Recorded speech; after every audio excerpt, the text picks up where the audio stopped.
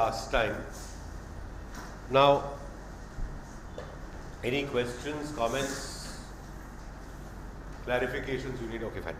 So, we are now going to get into something today that is probably going to be the bulk of your work once you start practice. And that is a series of interim applications. I am deliberately taking this out of sequence from the CPC because it's a portion that comes very late in the CPC in the orders and sections. But it comes very early in the course of a suit and in your practice. Almost the first thing that you will do after you file your plaint, or possibly along with the plaint, is to file an interim application for some interim relief. Now you know that there are various forms of interim relief and we'll be considering those today. But the two principal ones that you will have to remember are for an injunction and for a court receiver. The injunction is, as you can imagine, simply a stay application to prevent the defendant from doing something. It rarely takes the form of a mandatory injunction at an interim stage to compel him to do something, because that is in the nature of a final relief. A receiver is to bring property into the custody of the court so that the court officer clamps down on it, and the phrase is that the property is then in custodia legis. Now, your interim application is not a pleading. It's not. The pleading is plain and written statement only. The general rules will, however, apply. So do not introduce arguments into your interim applications. There is a structure, and for good reason, to interim applications. And at least in the Bombay High Court, now this is really weird, so just pay attention to this. In the Bombay High Court, you can combine multiple reliefs in one interim application. So you can combine a prayer for a receiver and an injunction, or a series of injunctions in one IA. Oddly enough, there are other courts with original jurisdiction that do not allow this. For example, the Madras High Court, where you have to file a separate IA for each prayer. I don't know why. Those are their rules. Gets messy because then there's a reply to the IA for receiver, reply to the IA for injunction A, for injunction B, and so on and so forth. Here we combine them all into one. Also, please understand that the receiver is the more serious, the larger remedy. It's the stronger, more aggressive action. In your IA, and this is a mistake I've constantly seen, is that people put in the prayer for injunction first and receiver later. Never. It is always the prayer for receiver first and injunction later, and I'll tell you why in a moment. There are 2 or 3 stages that you're going through here. So you have to understand this sequencing. First of all, we've got this as an IA, which is for interim relief. But this might take time, might take months, years even. What you need is therefore ad interim, which is a relief pending the disposal of the interim, which is a relief pending the disposal of the suit. Clear? This is what gives you the clue to what the contents of the IA may be. You cannot have, I'm just going to explain this and then we're going to discuss this. You can never have an IA for interim relief unless the interim reliefs are in aid of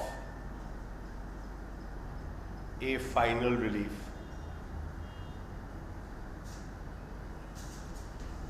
Which is a final relief in the suit. Because I want such and such an order. Now let's take an example and let this come from you.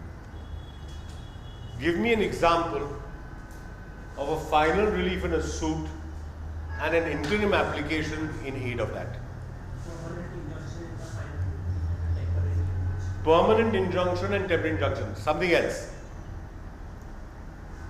You're there, but take a possession of the flat is the suit for final relief. For possession, and the interim relief is? Interim relief is third party.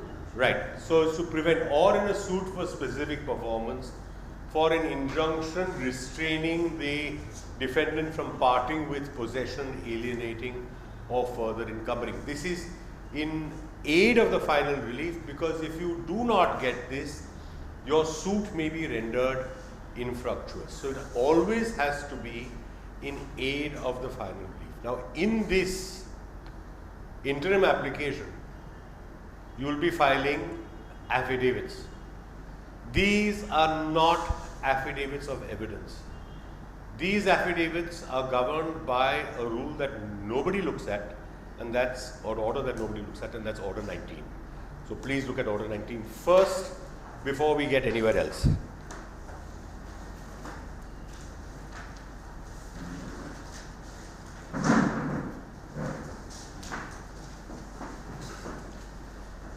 It's a short order.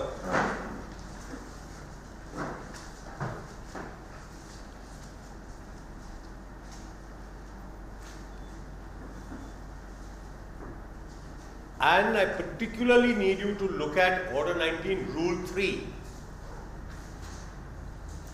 Affidavits shall be confined to such facts as the deponent is able of his own knowledge to prove, except on interlocutory applications on which statements of his belief may be admitted.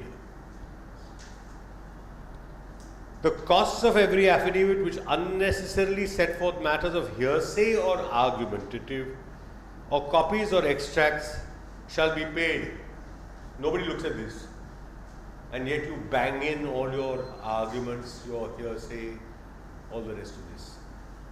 In a given case, if you have a technical judge, this could be extremely costly. All right. Now, it says except on interlocutory applications when you can state it on belief. What does this mean? What does this mean?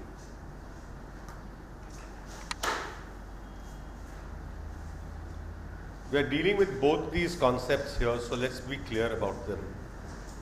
There is an interim versus interlocutory. Means what? Break this up.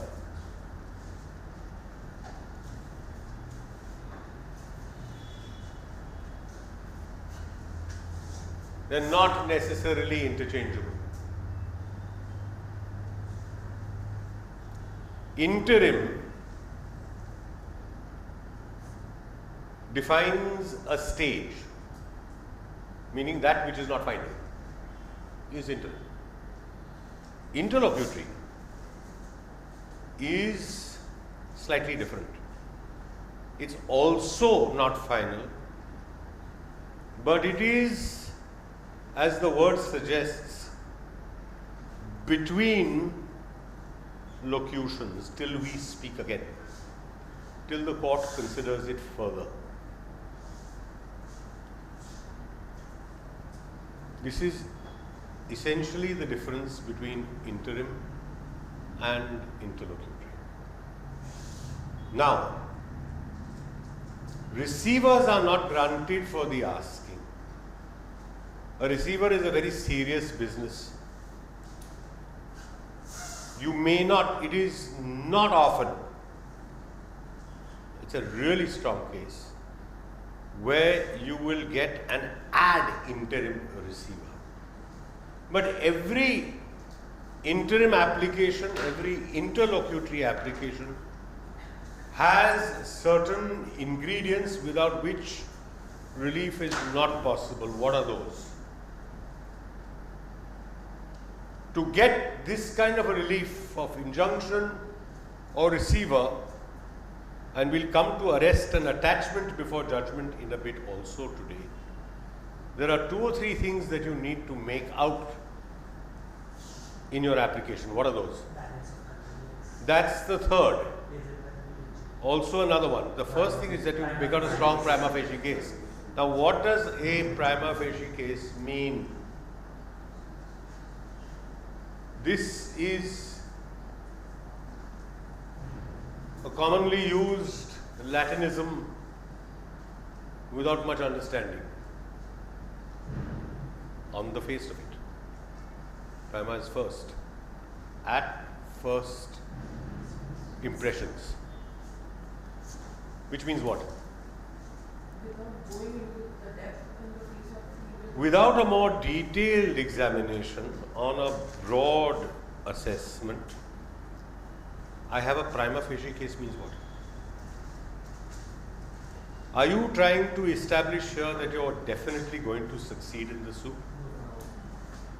You are trying to tell the judge that I have a better than fair degree of success in the suit.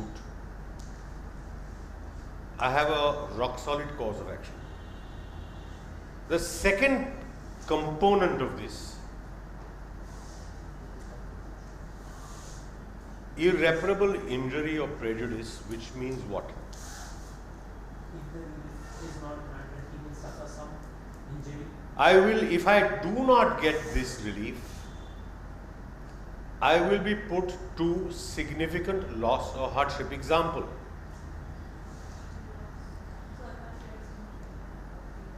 Explain. See, I need you to not chant these things. I need you to understand, because otherwise you'll never be able to explain it to a court and you'll never be able to explain it in the affidavit. When you say, therefore, that the plaintiff will suffer irreparable injury, which cannot be compensated with money terms, what is it that you're saying? Give me an example. So suppose there is a dispute with regard to a flat, possession of a flat, and the defendant is in possession and if the building is to be redeveloped, and since he is in possession, the developer will execute a fee recovery with the person in possession. So, what's the irreparable injury and to whom? The plaintiff. Who's the plaintiff? The owner of the flat. Why is the plaintiff? Why is there irreparable injury? For example, the defendant is the tenant and he's claiming ownership of the flat. I'm not 100% convinced that. Give me a live example of irreparable injury. Don't overthink it. Don't overcomplicate it. There are straightforward examples in front of you.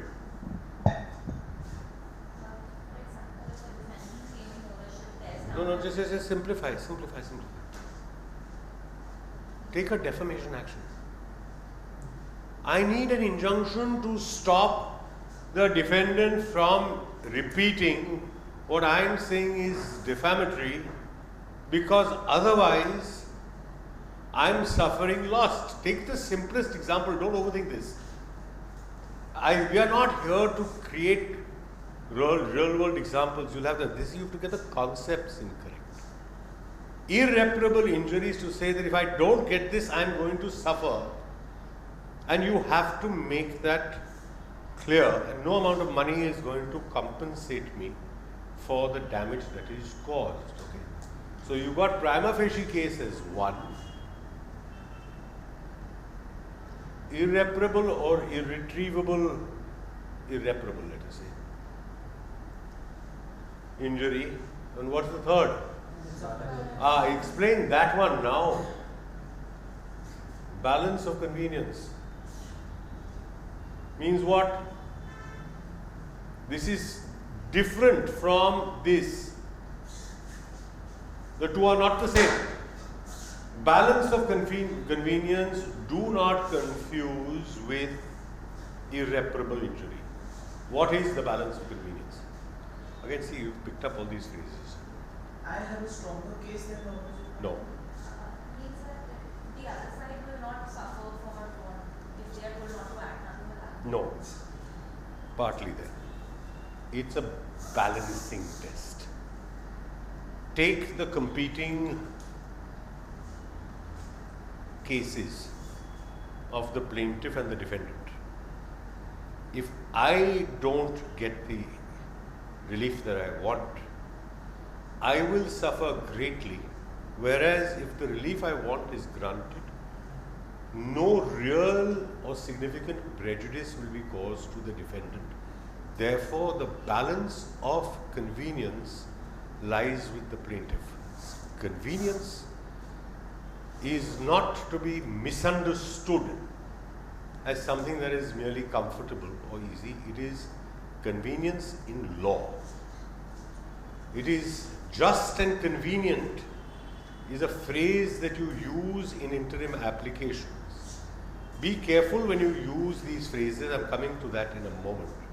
But convenience in law is convenient to the court. It is convenient to the court to balance the competing equities. There's a standard phrase that everybody uses while we are doing this. Just, finish it, necessary, expedient and. You use all these words without thinking. Just, necessary, expedient, equitable, convenient, proper. What is all this? Don't pile on the words unless you know what they mean. Just and necessary. Just, convenient, proper and necessary. Slightly different. So now please think before you put this in. For a receiver, you will use this phrase, just, necessary, convenient, proper. Why? Justice speaks to the justice of the case, equities, necessary to protect your rights. Convenient is the balance of convenience. What's this word proper?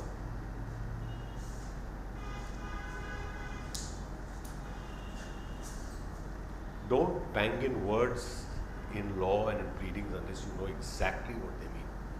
It's about two things. It's about precision and it's about concision. Both are unfortunately lacking in today's practice, and you have to get rid of these bad habits. There's a difference. Okay, homework assignment for next time. We've got enough time. I want to know what these phrases mean. You will say that something is just and necessary, but not that it is just, necessary, convenient and proper. When? You will find when you send off one of those beautiful folded dockets to counsel to draft a complaint, it will come back with all of this.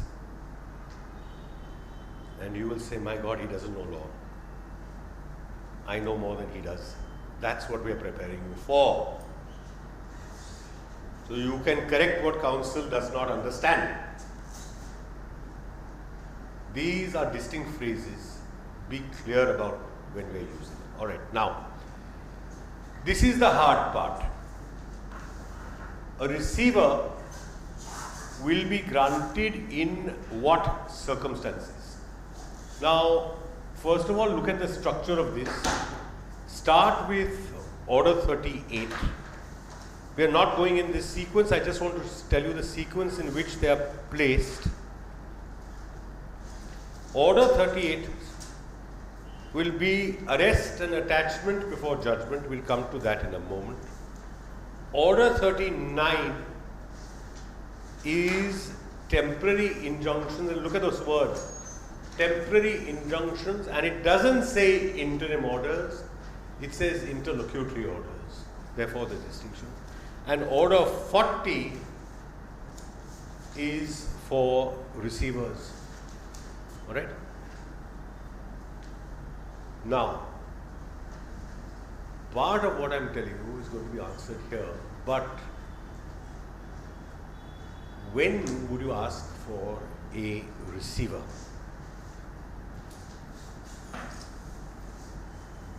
We are going in hierarchical sequence between the receiver and the injunction. We'll come to arrest and attachment as an outlier possibility in a moment. And then there are two other things that you have to learn which are going to be quite critical to contemporary practice, which I'll tell you about. But which is not in the CPC. So,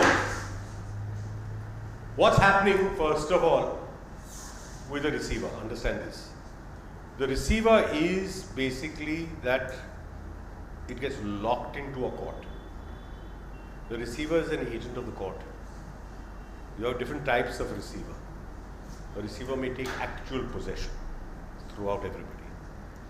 He may get the power to throw out everybody. He may take symbolic possession. He put up a board. But nobody is going to be disturbed. Possession is not going to be disturbed. What's the consequence? Or third, it may be entirely notional that a receiver is appointed, which has happened in some odd cases. What is the consequence of the appointment of a receiver? It has an immediate consequence in law. I'm asking you to think about this because this will tell you what you should have in your interim application. What is the case that you have to make out? What is the consequence of a receiver? And then what happens? What's the consequence of that? Any change in right is paid. The parties cannot sell it. Sell is one thing. What happens is that it operates as a freezing of further transactions on that property. Correct? Now, what are the things that you can have a receiver of? Thanks. Is it only land? Such as? What about gold? Since people are smuggling gold nowadays. You have a receiver of gold, or shares, or securities. How do you have a receiver of shares in a demat account? I'm just complicating your life for the heck of it. Think. Because I'm telling you, you're going to have a problem. More and more you're dealing in a digital world where things are intangible. You're going to have to think about this, about how you can get receivers of what is otherwise not a physical object. Receivership is not limited to physical objects. In theory. In practice, you'll have to evolve some sort of a mechanism. Now just let's look at the situations in which a receiver can be appointed according to the CPC. Alright. Okay, now there are some words here that are very important. Where it appears to the court to be. Now watch this. Sounds familiar?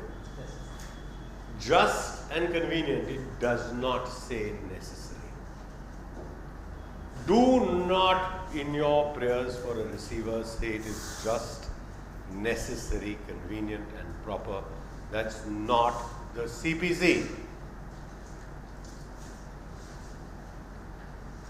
Just and convenient, the court may by order appoint a receiver of any property. Now these next few words are important. We'll come back to them much later. whether before or after a decree, which means there can be a receiver in execution. Remove any person from possession or custody of the property.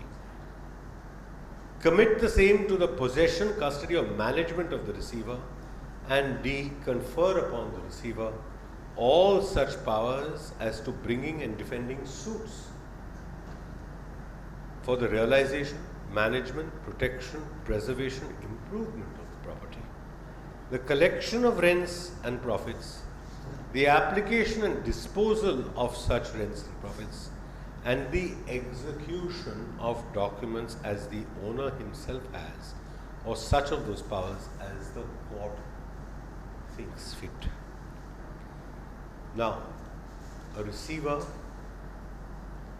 can be, and don't make this mistake either, a private party, can be an advocate. It is in Bombay that we have a court receiver's office. There is a receiver attached to a court. The Delhi High Court routinely appoints individual advocates as receivers, and they specify the remuneration. Other courts do because this is a power under the CPC. A district court will not have a court receiver attached to it, but will appoint either an officer of the court or an advocate as a receiver. You have to pay special attention to this because under receivers, one of the powers is 1(1)(b). The court can summarily throw somebody out of possession or custody. I'm telling you honestly, I've never seen this happen. I have never seen this happen. Where somebody has been summarily evicted, but the power is there.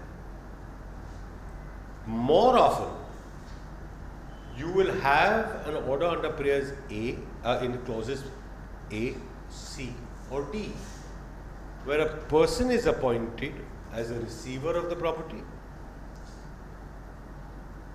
takes possession, custody, and management, and then can do a whole bunch of things under prayer clause, under clause D. Now, your typical prayer will be appoint, pending the hearing and final disposal of the suit, that the receiver, High Court Bombay, be appointed receiver of the property with all powers under Order 40, Rule 1 of the Code of Civil Procedure 1908, including the power to blah, blah, blah, blah, everything that you want the receiver to be able to do. Now remember, the receiver is authorized by the court. He or she acts under directions of the court. But most importantly, when it comes to immovable property, she or he can do everything without requiring a power of attorney that the owner of the property could do, which includes executing a PAAA, executing a conveyance, getting it registered. These are orders that we have routinely obtained in practice. A typical example, and you will encounter this almost instantly, is in redevelopment of a society where a particular flat is in dispute between family members. So there's this society building. It's going in for redevelopment, but two brothers and a sister are fighting about who should be entitled to flat 1, 2, 3, 4. Nobody knows. They may be in the testamentary court. They may be in the civil court seeking partition. They may be under an administration suit. We don't know. The society doesn't know. The builder developer doesn't know. At this stage, even the court doesn't know. Now, 2 or 3 things are going to happen. The developer needs possession. The developer needs to redevelop. When the building is ready, the developer has to put somebody back in possession, or the society has to put somebody in possession. In the meantime, if transit rent and compensation of any kind is to be paid, to whom should it be paid? Nobody knows. This is a classic case or scenario where a court will say, we'll appoint the receiver of this flat. You chaps can keep fighting. When you have finished fighting, whatever the decision of the court, we'll see. In the meantime, any compensation is to be deposited with the receiver who will invest it, and whoever is entitled to it will get it. The receiver will take charge of the flat and will deliver possession to the builder. And when the flat is ready, the flat will be delivered to the court receiver, who will hold it pending the resolution of this dispute between you. Typically, a classic scenario and one that you will frequently encounter, and there will be several other cases where you will need a receiver appointed of the property with powers to manage or operate that property pending the disposal of the suit. Now, along with the receiver comes costs.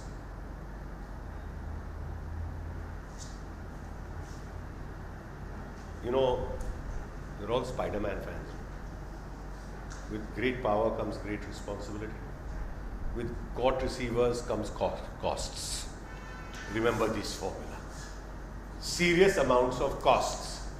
Because when you've got land, you've got security. You have a security agency.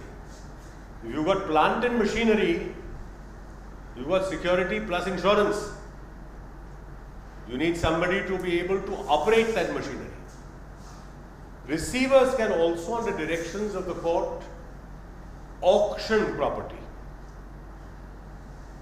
I am advising you, be very careful when you are venturing into this. Make sure that the court has supervision over what is happening and that there is complete transparency in this process, because otherwise things get very ugly. You must have fair dealing when you are dealing with the receiver, but it's an expensive process. Make sure that you tell this to your client. Don't just fire off receiver, because those costs are going to have to be borne, and that is what you will see in clause 2.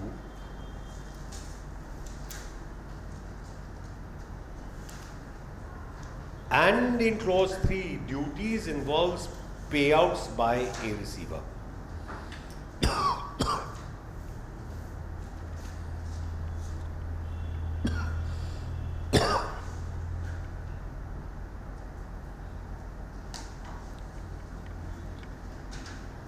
Subrule 4 has been extensively amended for Bombay. So please make sure that you have the Bombay amendment to this and you're not citing the wrong provision.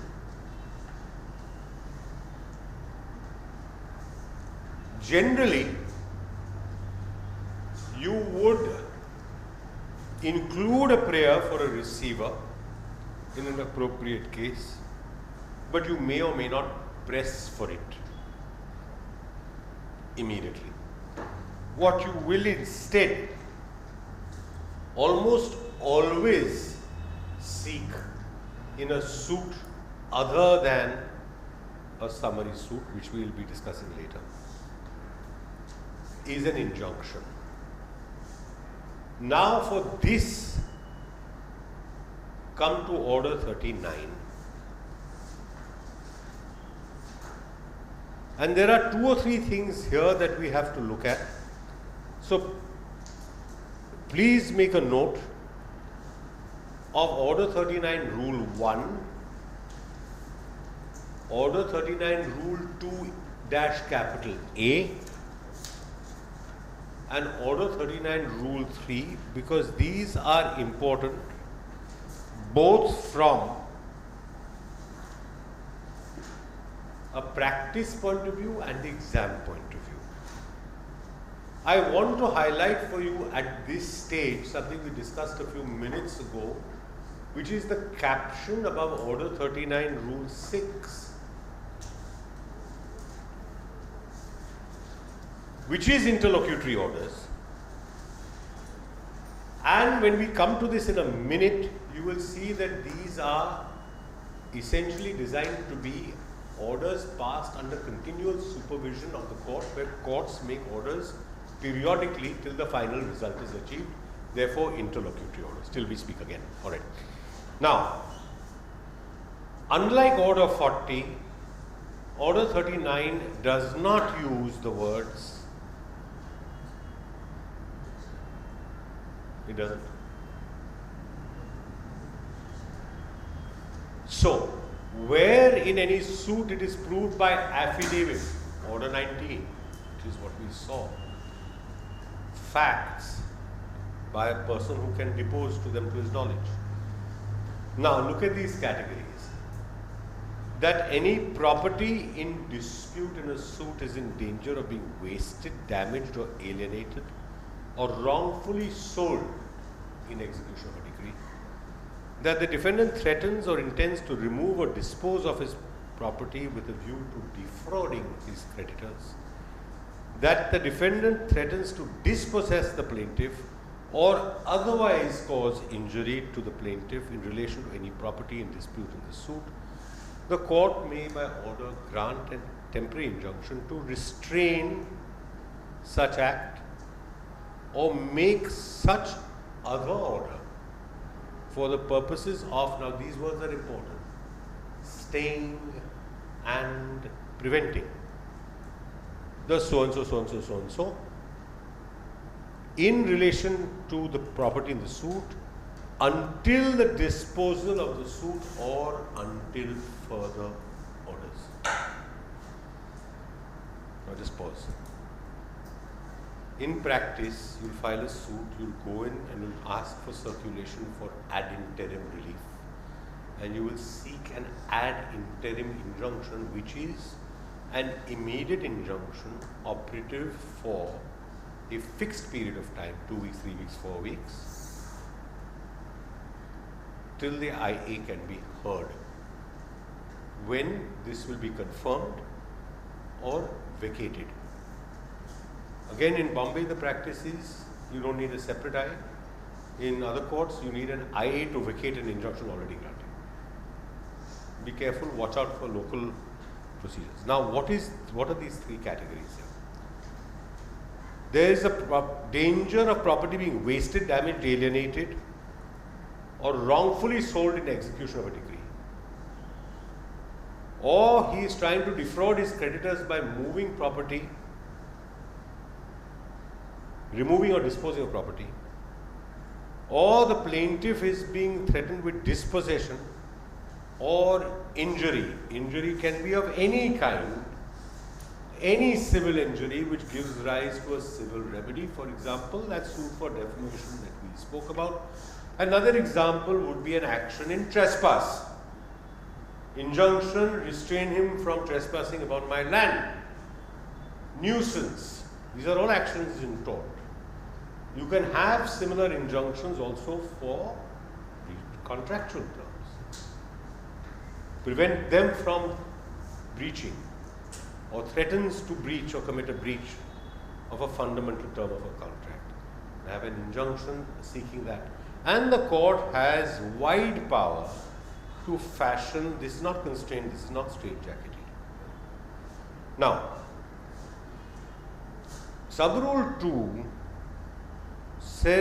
basically says that where there are actions that are being repeated or there is a continuing breach,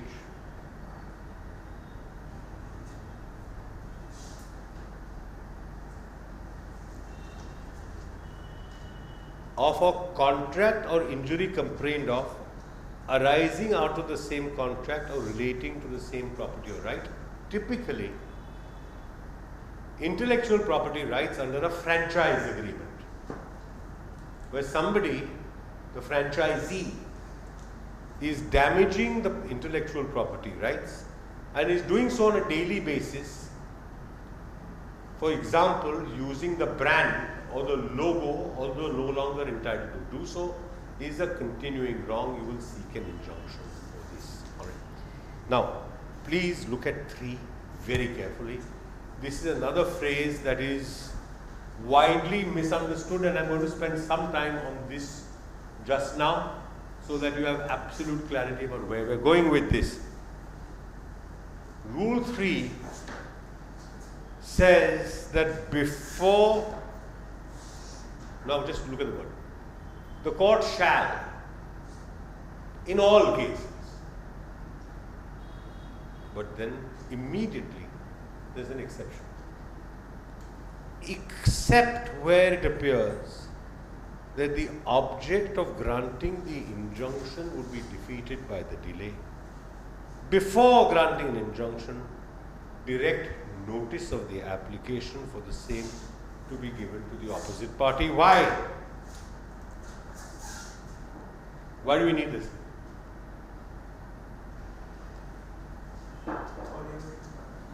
You're the other side. Critical to this is a fundamental strut of any dispute resolution thing known to our system of jurisprudence. This is not just in administrative law or constitutional law. Give notice, but there's an exception. Except where it appears that the object of granting the injunction would be defeated by the delay. What does this mean? Sorry? No. By the time Too long. Okay, warm. What am I doing here in this exception? And let's read it with the proviso. Provided that where it is proposed to grant an injunction without giving notice of the application, the court shall record the reasons for its opinion that the object of granting the injunction would be defeated by delay and require the applicant to deliver to the opposite party or send him by registered post a copy of the application, copy of the plaint, copy of the affidavit, copies of documents, and to file an affidavit saying that service is complete. Now, what does this mean? This is a phrase that you chaps all use, but without understanding it. What are we talking about here?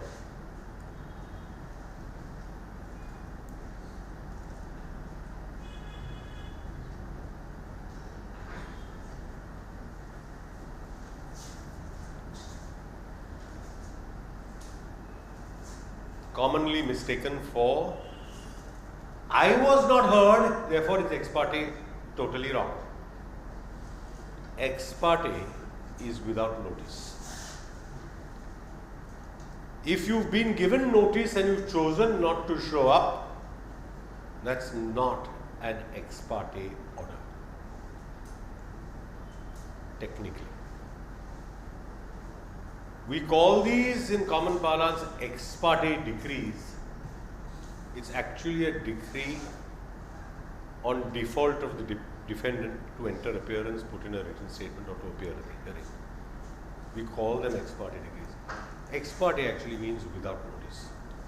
Now, this provides that the general rule in an IA for injunction is give prior notice. But it has an exception, and the exception is for a reason, and the reason is that the purpose of the injunction would be defeated by the delay. You must have this in your IA if you are proposing to seek an injunction without notice, typically in an IPR suit. IPR suits give you very good examples of when you can apply for ex parte relief. Example: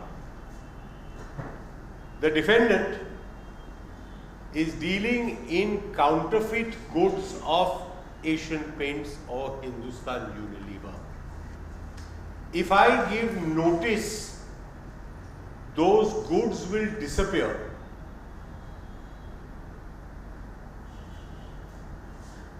Everything will be lost.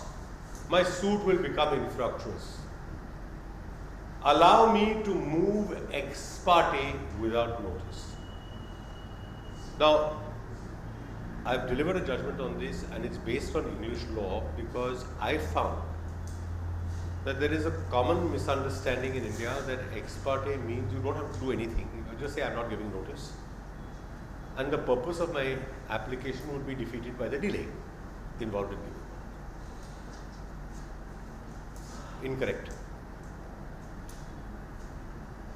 The purpose of giving notice is not just for the other side, but is also for the court, so that the court can hear both sides and balance. When you move ex parte, you are removing this balance for the court. The court is hearing only one side of it. The court is not hearing the other side of it because you haven't given notice. Your duty, therefore, and this is settled law, when you apply for ex parte relief, is to say, and this has to be carefully done, that this is what the defendant has done. He is likely to take this stand. This stand has no basis in law. Therefore, I am moving ex parte so the court can arrive at some sort of a prima facie conclusion with a reasonable expectation of what is likely to be the defense. Your version of what he is likely to say may be based on past correspondence, but so that the court is not completely blindsided. You have to be fair to the court to be able to set out these parameters. Now, when you get an ex parte injunction, it cannot last forever, and it is not unconditional. If a judge passes or a court passes and gives you an ex parte injunction without meeting the requirements of Rule 3, that order will be set aside for the asking.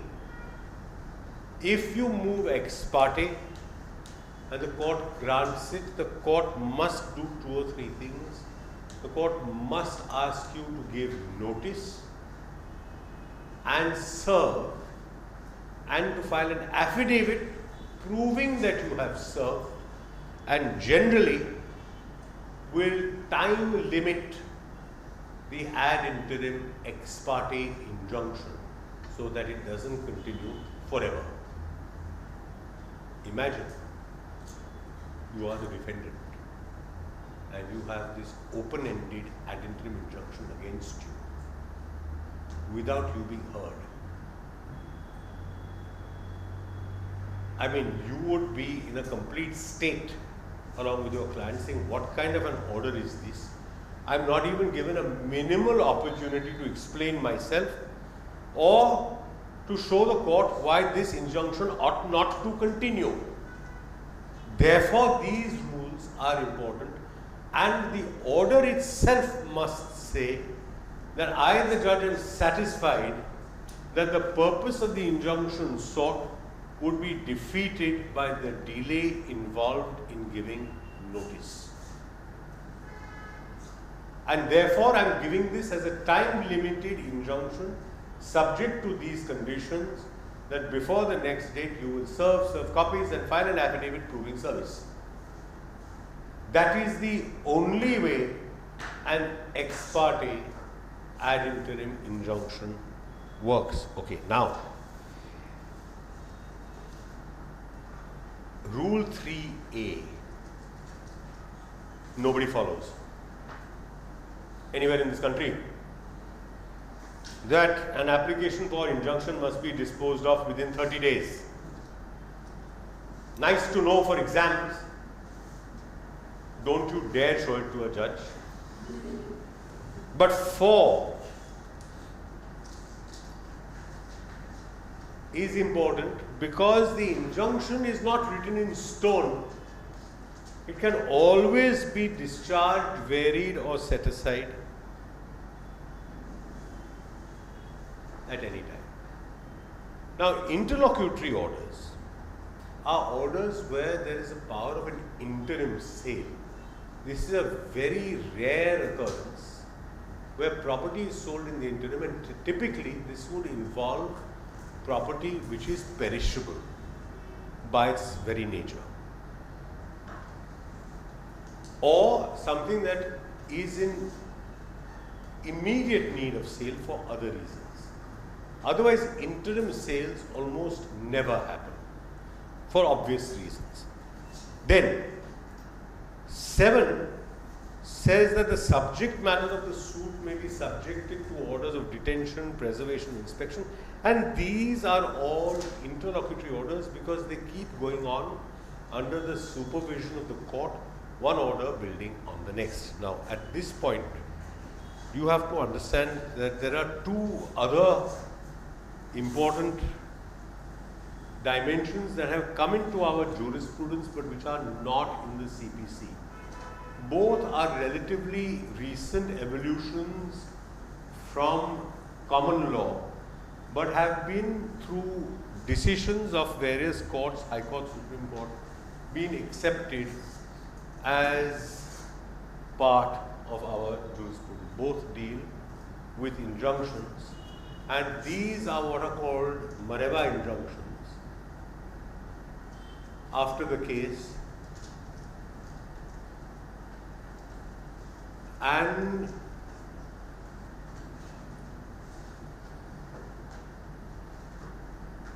by the way, this is PILLER, not AR, don't make this orders. Now, I'll explain what both these are. You will not find them in the CPC. They are not going to be part of your curriculum, but you should understand them because they are going to be of contemporary relevance going forward. A Mareva injunction is an asset freezing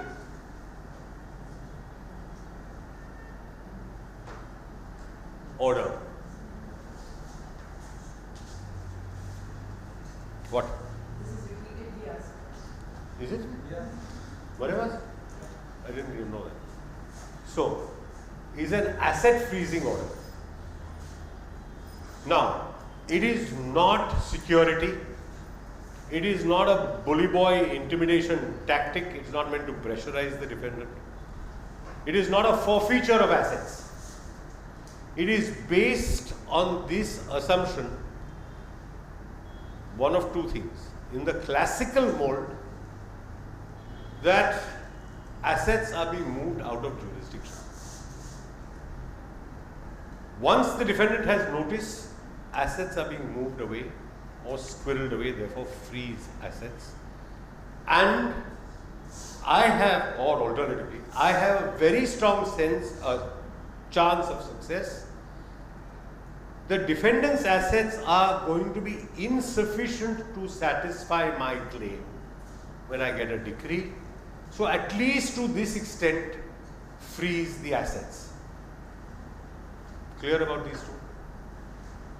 An Anton pillar order is a search and seizure order. There is a powerful passage by Lord Denning in the lead case here.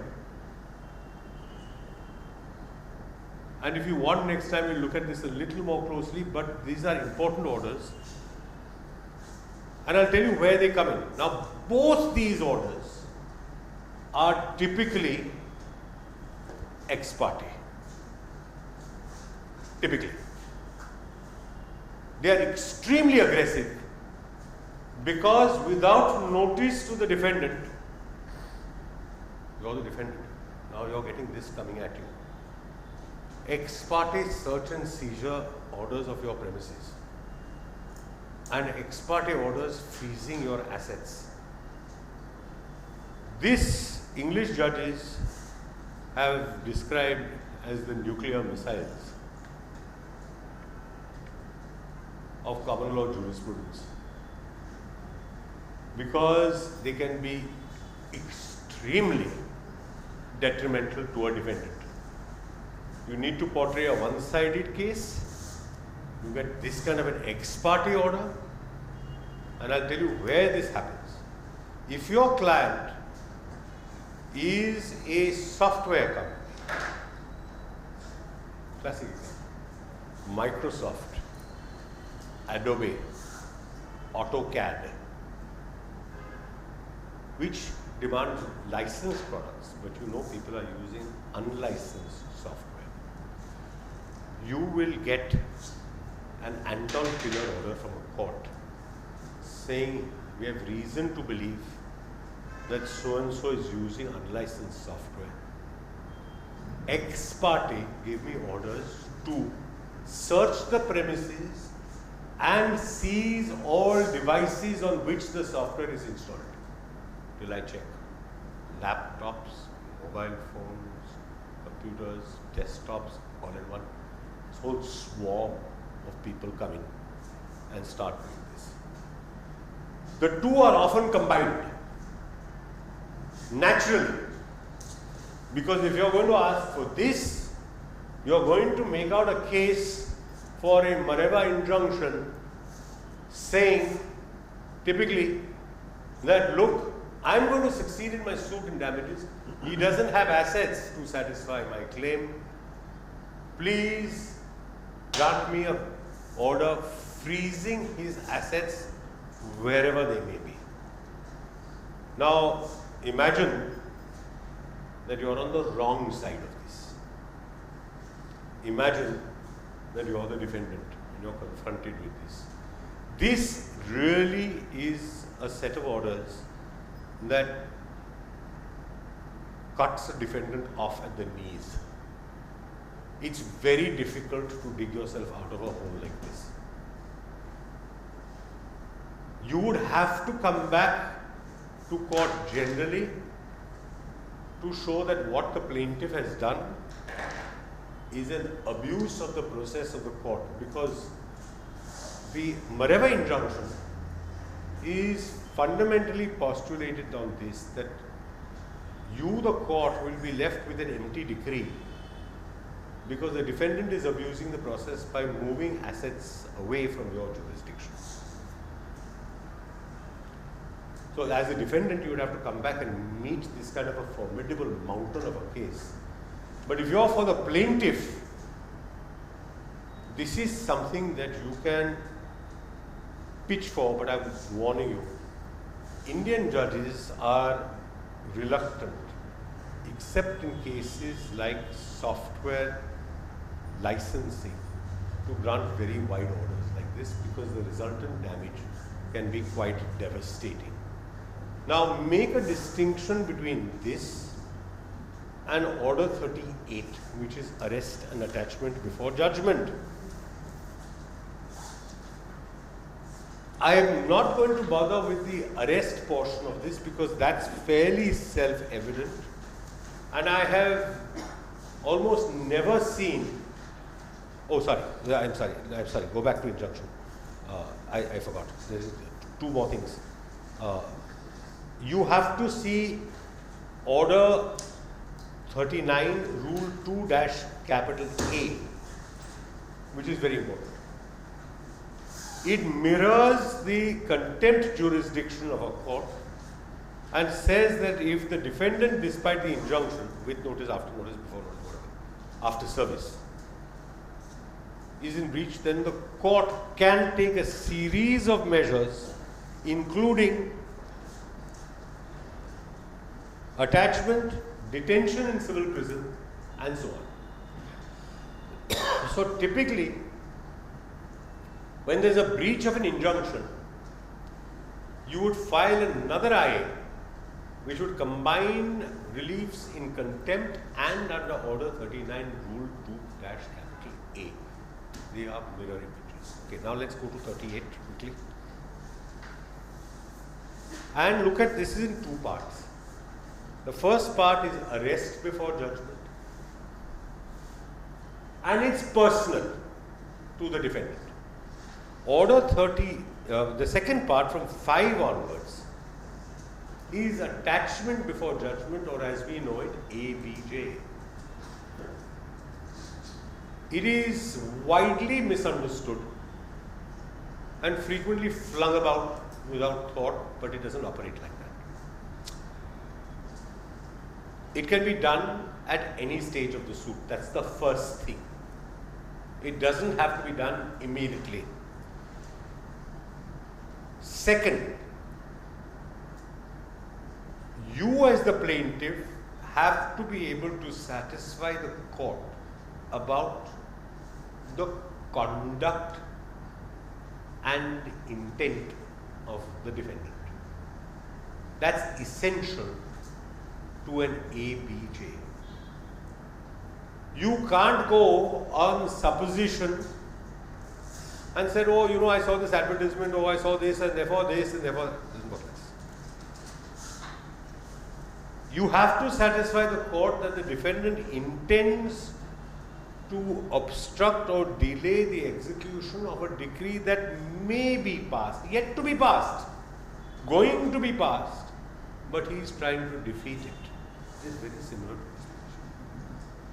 Similar to this position. He is about to dispose of the whole or any part of his property, or is about to remove it from the local limits of jurisdiction of the court. The court may direct the defendants with discretion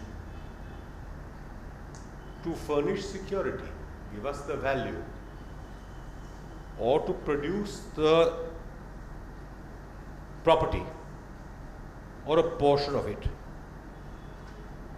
And you have to give us. Now, give me an example of when you would apply for attachment before judgment.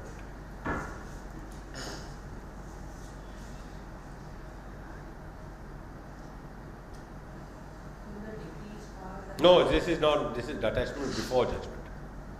This is not after decree. This is not. This is attachment before judgment. Your suit has not gone to judgment. Forget about appeal. Appeal is a distance away. It is yet to be tried. See, now this is a mistake I don't want you to make. This is attachment before judgment.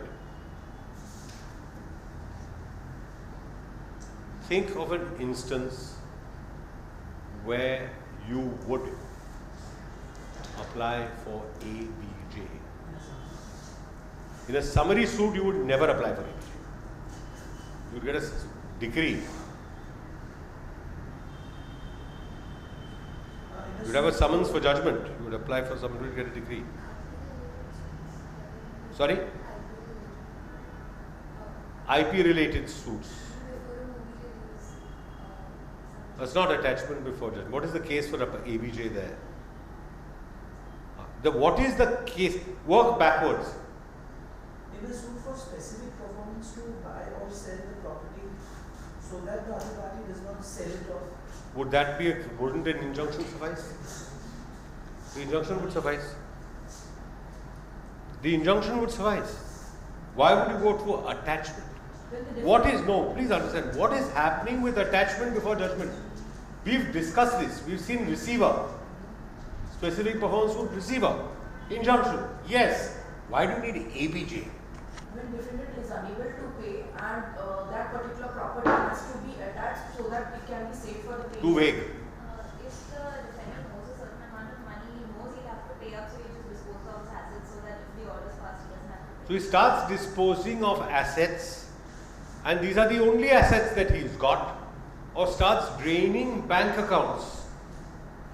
Because attachment before judgment is you get the property or the value to be brought into court. Please look at this. This is absolutely clear. I'm going to read this again once more because ABJ applications, when they fail, can be catastrophic. So please understand why you're going in there. The court is satisfied by affidavit or otherwise that the defendant, with intent, so the intention of the defendant has to be established on affidavit. Okay, so that's one. What is that intention? To obstruct or delay the execution of a decree that may be passed. Okay, now just stop there. His intention is to obstruct or delay a potential decree. And it is this intention is manifesting itself in a particular manner is what you have to establish by affidavit. And what you specifically have to do, this is going from the general intent to the specific, and is showing you that look, he is disposing of the whole or any part of his property, and my decree is going to be directed against that property or for satisfaction of my decree, or is about to. People forget this. This is a level of heightened urgency now. About to remove. Imminent danger. Real and present danger. In both A and B, an overlooked word is about to. You cannot come for an ABJ if something is stale and happened 1.5 years ago. It's happening now. I need the court to clamp down now. So, you have to show intention of a particular kind. You have to show time imminence, that this is imminent in time, and that it is an action of a particular kind. That he is gifting his entire property to his 6-month-old granddaughter. Can't move. This is known to happen. Or he is moving his property out of the jurisdiction of this court. It's an exceptionally strong case, so your prima facie case is not enough. It is now prima facie case plus this loaded on top. You with me with this? Unless you can get to this level, your ABJ application will not work. An example of where it will not work is if the defendant is a company or a commercial entity and in the course of its business routinely sells and buys goods. When it is engaged in that kind of a transaction, you can't go to court and say, see, he's selling goods. He's going to say, but that's what I do. That's my business. That's not a ground. I'm not doing this with intent to defeat or delay. I'm just going about my business. That won't work. It has to be something more than this. All this time he's done nothing about his 8,000 square foot flat. Now that a decree is about to be passed, despite an injunction, so you will take that as well, he is trying to defeat or delay by creating whatever it is. But you have to raise it to that level where you have to show the intention, you have to show an intention, you have to show that the intention is to defeat, delay, obstruct, and that is about to do this, that has happened just now, it's fresh. Stale actions will not lend themselves to an ABJ. Alright, now, think about this. What's the difference between this and an ABJ?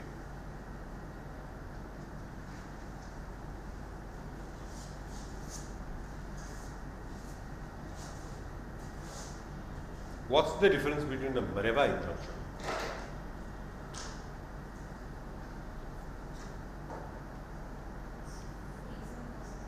Attachment before judgment. And this is asset freezing. This is an asset attachment. Mareva will be interlocutory. No. Mareva is almost always ex parte, and ABJ you will never get ex parte. Never. No court will grant you an ex parte ABJ. It just won't happen. Because it's so severe. The Mareva, you will have to make out an asset freezing case of that magnitude. There is an overlap between these two. This is not in the CPC. This is an evolution of common law. Mareva. It's a species of injunction. It's a species of injunction. What we do have in our CPC is a provision for injunction and a provision for attachment before judgment. The distinction between the two is not obvious, it is subtle, but one of the fundamental points of distinction is that a Mareva injunction is almost always an ex parte injunction, therefore time limited, therefore governed by Order 39, including the ex parte portion of that, and therefore time limited. And ABJ is not necessarily time limited, it will continue till disposal of the suit. You will bear this in mind, right? Okay. Now, any questions, comments, difficulties up to now? Yeah. It is related to order. Order. Yeah, interim application basically. So there is a phraseology for balance of convenience. Is there a phraseology balance of inconvenience? No, no such thing. No, that's completely wrong. That's completely wrong. There is no such thing as balance of inconvenience. There is no such concept. It's only balance of convenience. The inconvenience is the flip side of it, and it is implied. So there's no downside to this. Okay, yes. I'm sorry the others have missed this. I'm not going to be able to repeat this. Anyway. In the plaintiff's suit, if the suit is not going the plaintiff's way, can a defendant apply for ABJ? In the plaintiff's I've never actually seen that. Because the order How? states, No, 1 minute. How? Read Order 38, Rule 5. it clearly states that the plaintiff will Read 38.5.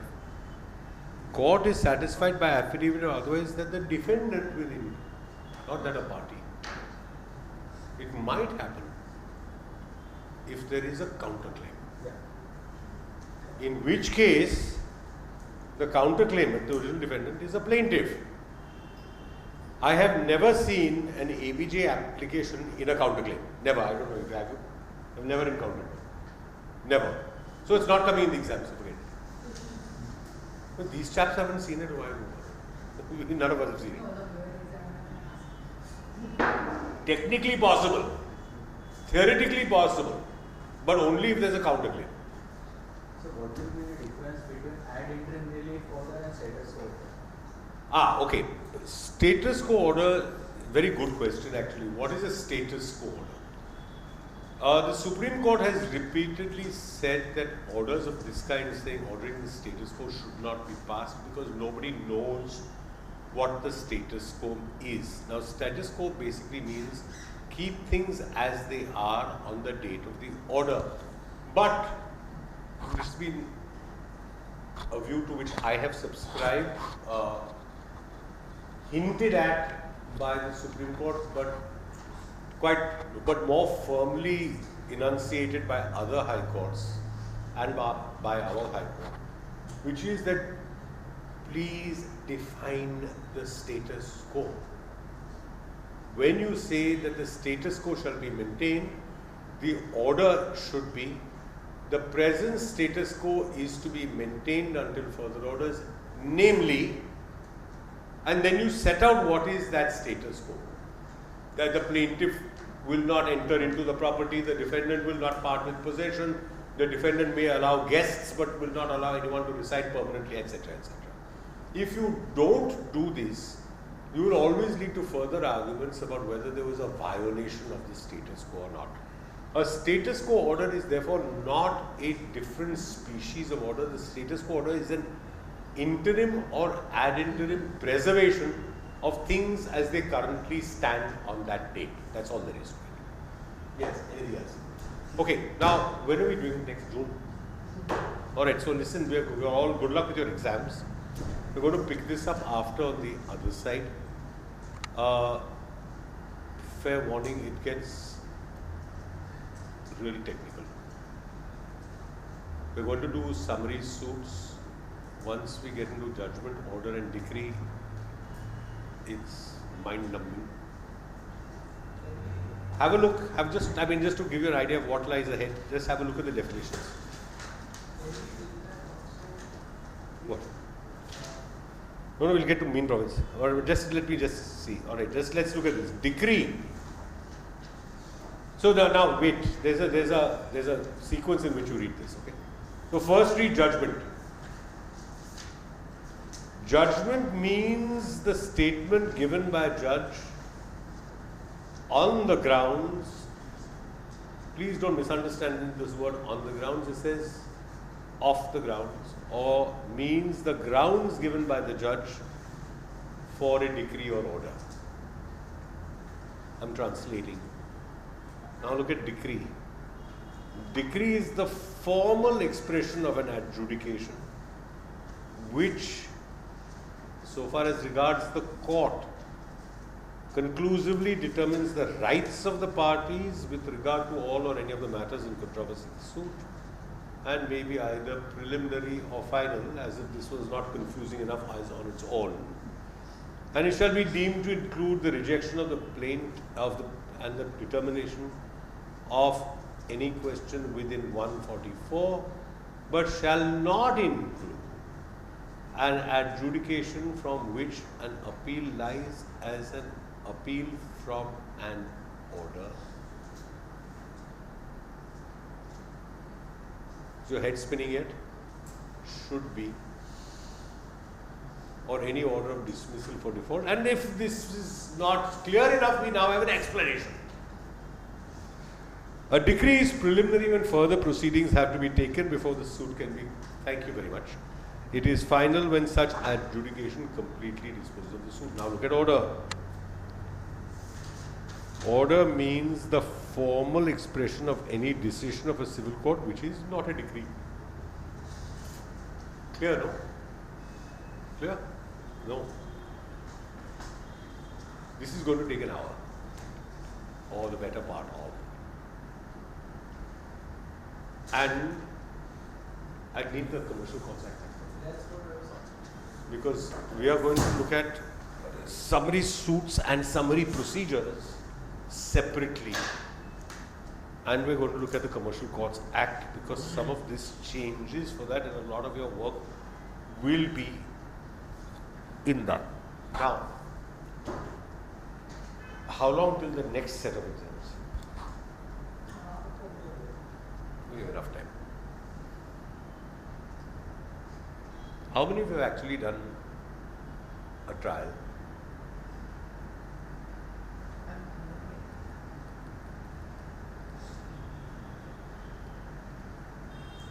You may have to do this in an arbitration. You may have to do this in an arbitration. I'm just part of it.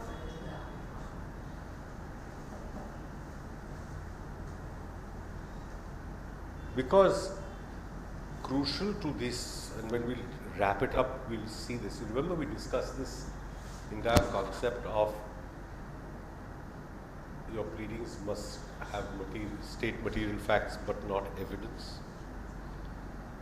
We are now going into questions of examination of parties, the civil procedure side of it.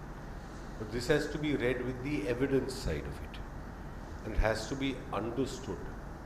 The Civil Procedure Code will not necessarily tell you about cross-examination. That will come in the Evidence Act, but it will tell you about examination of parties, which will result in a judgment and a decree at the end of it.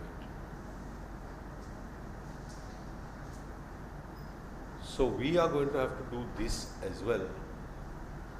And if we have a little extra time on one Saturday, we'll run an experiment where one of you will be a witness. might be a difficult witness. He's not announced that here. Yeah, and one of you will take the examination in chief not on affidavit. I want to see how you do it without asking leading questions. And one of you is going to have to cross-examine. And ideally, one of you should judge it, because who knows, one of you will be a judge of the next generation. And we will judge you. Don't spread this word. No, spread the word. They'll disappear. Exactly what I'm saying. We are not going to say on what. We are not going to tell you when, but this is going to happen. Okay, as temptation, we'll provide you sandwiches. We can provide sandwiches and dessert and cake. Come, done. But this is what's, apart from the drafting, see there are two, I'm serious about this, there are two things that are critical here in the suit. You have to get the drafting right. And it's very different from, don't mistake me, because I'm not somebody who believes that a law firm corporate practice is unnecessary, indulgence, evil. Other people are saying this. I don't. I think it's an important part of lawyering. But the litigation part of lawyering that you see in court is only a small slice of lawyering. A lot of it happens in law firms and in offices, and that often makes or breaks a particular case. How you go to court, with what is the nature of your pleading, how you've constructed the evidence, how you dealt with the evidence, these are crucial aspects. And it's, look, I can't promise you at the end of this that you'll have a mastery of this, but you'll get rid of a fear of it, which is enough. Otherwise, it's terrifying. You don't know whether you have to approach this with a certain degree of confidence and assurance that this is the way to do it and this is the way it can be done. But that requires you to have an understanding of this, and then we proceed forward. And if you have to take a stumble or you have to fall, you better do it here. Safer here, because we are the safety net.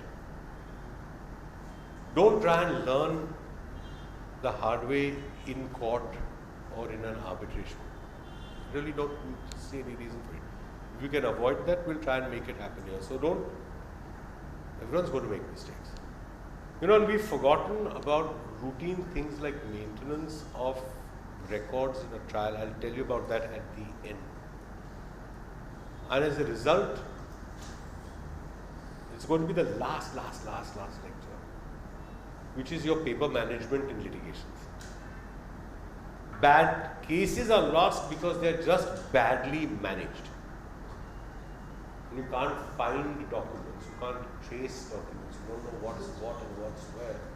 When it's your job as solicitors and in firms to really get your team on top of that.